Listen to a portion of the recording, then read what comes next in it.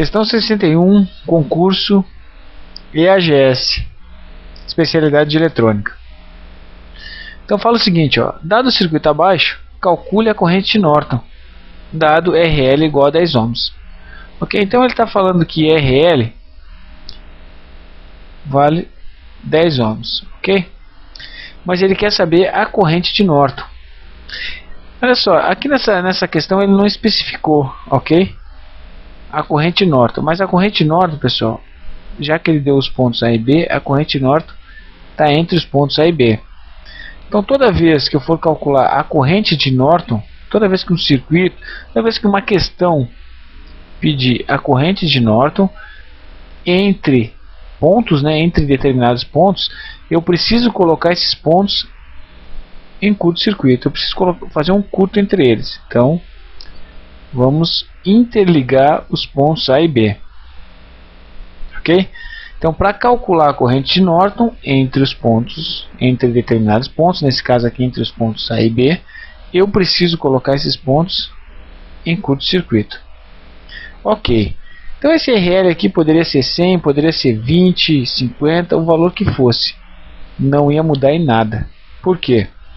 Vamos lá, vamos seguir a corrente aqui, ó. Sai do negativo. Tem um resistor de 2 ohms. Aqui tem um de 10, só que aqui eu tenho um curto. Então, como ela não é boba, não é nada, ela vai fazer isso aqui, ó. Vai passar lá pelo meu curto e vai retornar no terminal positivo. Então, se ela fez esse caminho aqui, ela passou somente por um resistor, ok? De 2 ohms. Então, a corrente que está nesse ponto aqui é a corrente de Norton, ok? Corrente aqui, ó, é a corrente Norton, que é a corrente do meu circuito aqui, porque eu fiz um curto. Então eu vou dizer que a minha corrente de Norton é igual à tensão do circuito sobre a resistência. Então minha corrente de Norton vai ser igual a 2 amperes, ok? Então a resposta aqui, a letra C, é uma questão bem simples, tá? Então só temos que ficar esperto que quando falar em corrente de Norton, eu preciso colocar em curto, tá?